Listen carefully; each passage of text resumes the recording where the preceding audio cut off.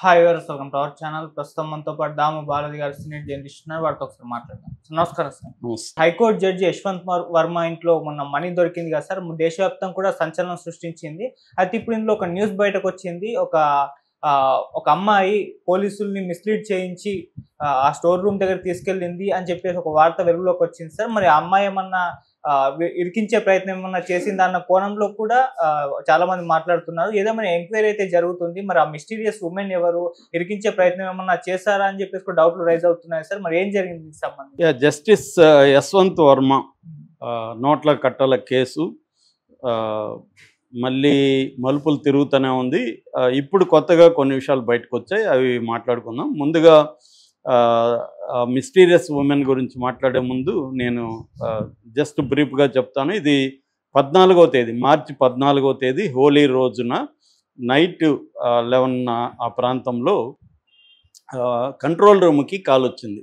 ఇట్లా number 30 Tughlaq crescent రోడ్లో ఉంటున్న జడ్జి యశ్వంత్ వర్మ ఇంట్లో మంటలు వ్యాపించాయని. వాళ్ళు ఏం చేశారంటే, కంట్రోల్ రూమ్ వాళ్ళు ఇటు పోలీసులకి, ఇటు తుగ్లక్ రోడ్ పోలీస్ స్టేషన్కి, ఇటు ఫైర్ స్టేషన్కి వాళ్ళు ఇది ఇచ్చారు. వీళ్ళు వచ్చారు, ఇద్దరు కూడా పోలీసులు వచ్చారు, ఫైర్ వచ్చారు. ఫైర్ మంటలాపారు. ఆ క్రమంలో వాళ్ళకి ఏంటంటే, స్టోర్ రూమ్లో, అవుట్ హౌస్లో స్టోర్ రూమ్ ఉంటుంది. ఆ స్టోర్ రూమ్లో కొన్ని 500 రూపాయల కట్టలు, దాదాపు ఒక అంచనా ఏంటంటే 15 crores 15 కోట్లు ఉన్నట్టుగా చెప్తున్నారు. అవి కొన్ని కాలిపోయినాయి. దాన్ని వీడియో తీశారు, ఆ వీడియోలు బయటకు వచ్చాయి. సో దాని తర్వాత ఆ పోలీసులు వీళ్ళేమో ఫైర్ డిపార్ట్మెంటు వాళ్ళ యజమానికి చెప్పారు, వాళ్ళ బాస్కి అతుల్ గార్గ్కి. అలాగే ఇటు పోలీసులు కూడా వాళ్ళ కమిషనర్కి చెప్పారు. మామూలుగా జడ్జి రెగ్యులర్గా మిగతా వాళ్ళ లాగా మామూలుగా అయితే డబ్బులు దొరికితే ఎఫ్ఐఆర్ నమోదు చేయాలి, అతని మీద, జడ్జి మీద కేసు పెట్టాలి. దీన్ని సిబిఐ కానీ ఈడీ కానీ రంగంలో తిరుగుతాయి. ఈ నోట్లు ఎక్కడివి, డబ్బులు ఎక్కడివి, లాండరింగ్ ఏమైనా జరిగింది, మనీ లాండరింగ్ జరిగిందా, ఇవన్నీ కూడా వస్తుంది. కానీ జడ్జి విషయానికి వచ్చేసరికి జడ్జిలకి సంబంధించి ప్రభుత్వానికి ఏ రకమైన హక్కు లేదు పనిష్ చేయడానికి. ముందు సుప్రీంకోర్టు దాని మీద నిర్ణయాలు తీసుకోవాలి. సుప్రీంకోర్టులో కొలీజియం ఉంటుంది. ఆ కొలీజియం మాత్రమే జడ్జిల్ని అపాయింట్ చేయడం కానీ, జడ్జిలకు ప్రమోట్ చేయడం కానీ, జడ్జిలకు ట్రాన్స్ఫర్లు చేయడం కానీ, జడ్జిల మీద ఏదైనా ఆరోపణలు వచ్చినా ఎంక్వైరీ చేయడం కానీ ముందు అవి చూడాలి. అది చూసినాకే జడ్జెస్ యాక్ట్ అప్లై అవుతుంది. అప్పుడు ఒకవేళ ఏమన్నా ఆరోపణలు కరెక్ట్ అయితే జడ్జిని రిజైన్ చేయమని కొలీజియం అడుగుతుంది.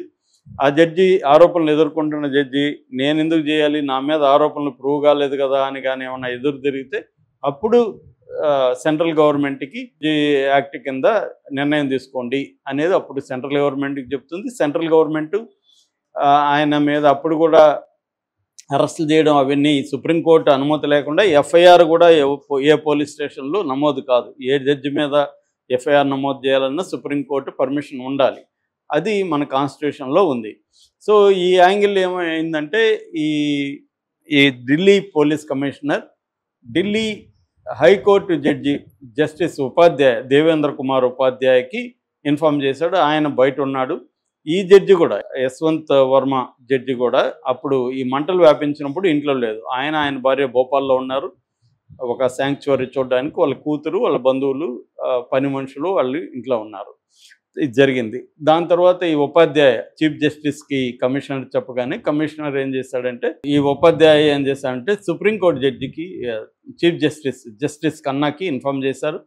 సో అట్లాగే ఈయన హైకోర్టు చీఫ్ జస్టిస్ ఉపాధ్యాయ కూడా దీని మీద ఎంక్వైరీ చేయడం మొదలుపెట్టాడు. యశ్వంత్ వర్మని ఇన్ఫామ్ చేశాడు. ఆయన మరుసటి రోజు వచ్చాడు.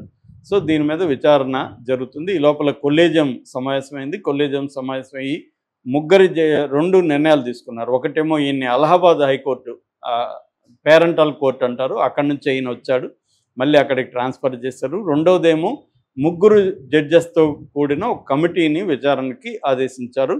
ముఖ్యంగా హర్యానా అండ్ పంజాబ్ ఉమ్మడి హైకోర్టు చీఫ్ జస్టిస్ షరల్ నాగు, తర్వాత Himachal Pradesh high court chief justice Sandhawalia, తర్వాత కర్ణాటక బెంగళూరు హైకోర్టు జడ్జి అను శివరామన్, ఈ ముగ్గురితో కొన్ని కమిటీ వేశారు. ఆ ముగ్గురు కమిటీ ఆల్రెడీ రంగంలో దిగింది. వీళ్ళ ఇంటికి కూడా వెళ్ళి అవన్నీ క్రైమ్ సీన్ అవన్నీ పరిశీలించింది. దీంట్లో అనేక డౌట్లు వచ్చాయి. అసలు అవుట్ హౌస్లో ఎందుకు డబ్బులు పెడతారు, ఎంత డబ్బులు ఉంది, ఆ డబ్బుల్ని ఎందుకు పోలీసులు మామూలుగా పోలీసులు ఏంటంటే ఇట్లాంటి జరిగినప్పుడు క్రైమ్ డైరీలో నోట్ చేసుకొని బయలుదేరుతారు. దాని తర్వాత డబ్బులు దొరికితే దీన్ని పంచనామా చేస్తారు. అంటే ఇండిపెండెంట్ విట్నెస్ల ఆధ్వర్యంలో డబ్బుల్ని సీజర్ రిపోర్ట్ రాస్తారు. దాని తర్వాత మళ్ళీ డైరీలో జనరల్ డైరీలో ఏమేమి జరిగిందో నమోదు చేస్తారు. ఇవన్నీ ఏమీ చేయలేదు. ఎఫ్ఐఆర్ కట్టకూడదు ఓకే, కానీ ఇవన్నీ చేయాలి కదా, ఇవన్నీ చేయలేదు. పైగా ఆ నోట్లు చెత్తకుప్పలో అక్కడ పనిచేసే ఒక అతనికి కూడా చెత్తకుప్పలో కొన్ని నోట్లు నాకు కాలిన నోట్లు దొరికాయని చెప్తున్నాడు. ఇది ఒక డౌట్లకి కారణమవుతుంది. యశ్వంత్ వర్మ ఏం చెప్తున్నాడంటే అసలు ఆ నోట్లు మేము పెట్టలేదు, మాకు సంబంధం లేదు, అసలు ఆ స్టోర్ రూమ్కి మేము లాక్ చేయము, అక్కడ అందరూ పని వాళ్ళు వెళ్తుంటారు, అక్కడ సిపిడబ్ల్యూ అంటే సెంట్రల్ పబ్లిక్ వర్క్స్ డిపార్ట్మెంట్ వాళ్ళు కూడా అక్కడికి వెళ్తుంటారు. గార్డులు, మా ఇంటిని గార్డ్స్ ఉంటారు, ఆ గార్డులు కూడా వెళ్తుంటారు, వాళ్ళందరికీ అది అందుబాటులో ఉండేది. దాంట్లో నేను డబ్బులు పెట్టలేదు. పైగా డబ్బుల్ని కాలిన డబ్బులు అంటున్నారు. ఆ డబ్బులు ఏంటి అనేది మాకు ఇప్పటివరకు నాకు కానీ నా భార్యకి కానీ మా ఇంట్లో వాళ్ళకి చూపించలేదు అనేది అతను ఆరోపిస్తున్నాడు. అండ్ ఇప్పుడేంటంటే టైమ్స్ ఆఫ్ ఇండియా ఒక పెద్ద కథనం రాసింది మొన్న 27వ తేదీ. ఆ కథనం ప్రకారం పోలీసులు వచ్చినప్పుడు కారులో అక్కడికి ఒక మిస్టీరియస్ ఉమెన్ వచ్చింది. ఆమె వాళ్ళతో స్వీట్ టాక్ అని రాశాడు. స్వీట్ టాక్ అంటే వాళ్ళని మాయమాటలు చెప్పి వాళ్ళని ఇక్కడ ఈ అవుట్ హౌస్ దగ్గరికి, ఈ స్టోర్ రూమ్ దగ్గరికి ఆమె తీసుకొచ్చింది. అంటే ఆమె ఎవరు, ఆమె ఇతన్ని ఇరికిచ్చింది జడ్జిని అనేది ఇప్పుడు చెప్తున్నారు. ఈ కథనంలో వాస్తవం ఎంత ఉందనేది తేలాలి. ఇది కూడా ఇప్పుడు జడ్జెస్ ఈ కమిటీ, ముగ్గురి జడ్జిల కమిటీ తేల్చాలి. మరొక అంశం ఏంటంటే ఒక పిల్లు వేశారు. ఇప్పుడు ఆ పిల్లు వేసింది ఎవరంటే ఒక అడ్వకేట్ మాథ్యూస్ నెడుంపర అనే ఒక అడ్వకేట్ సుప్రీంకోర్టులో పిల్లు వేశారు. ఇతని మీద ఎఫ్ఐఆర్ చేసి జడ్జిని మీద కేసు పెట్టి, క్రిమినల్ కేసు పెట్టి ఇతన్ని విచారించండి అని ఆయన పిల్లు వేశాడు. ఆ పిల్లుని ఫస్ట్ స్వీకరించి తర్వాత ఈ పిల్లు అవసరం లేదు, ఎందుకంటే ఆల్రెడీ విచారణ జరుగుతుంది, సుప్రీంకోర్టు పరిధిలో విచారణ జరుగుతున్నప్పుడు దీని మీద పోలీస్ ఎంక్వైరీ అడగడం కరెక్ట్ కాదు అని చెప్పి జస్టిస్ అభయ్ ఓకా, జస్టిస్ ఉజ్జల్ భూయాన్ ఇద్దరు కలిసి దాన్ని డిక్లైన్ చేశారు. అంటే దాని మీద విచారణ లేదు, పిల్లు వేయడం కరెక్ట్ కాదని చేశారు. ఇప్పుడు ఏంటంటే అనేక అనుమానాలు వస్తున్నాయి. ఒక జడ్జి ఇంట్లో డబ్బులు దొరికితే దాని మీద ఎప్పుడు స్పందించడం, చాలా ఆలస్యంగా స్పందించారు, పోలీసులు కరెక్ట్గా లేరు, ఫైర్ డిపార్ట్మెంట్ ఐజీఎంఓ అసలు నోట్లే దొరకలేదని ఒకసారి స్టేట్మెంట్, అజయ్ గార్గ్ స్టేట్మెంట్ ఇచ్చినట్టుగా పీటీఐ వార్తా సంస్థ చెప్పింది, మళ్ళీ నేను అలా ఇవ్వలేదని ఆయన చెప్పాడు. దీంట్లో అనేక అనుమానాలు వస్తున్నాయి.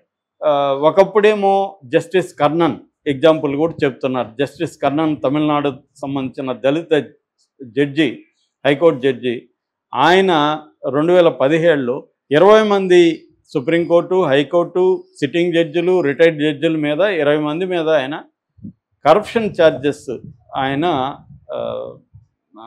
ఆరోపించాడు. అప్పుడు ఆయన్ని అరెస్ట్ చేసి ఆయన మీద చర్య తీసుకుని గవర్నమెంట్ ఆయన్ని జైల్లో పెట్టింది.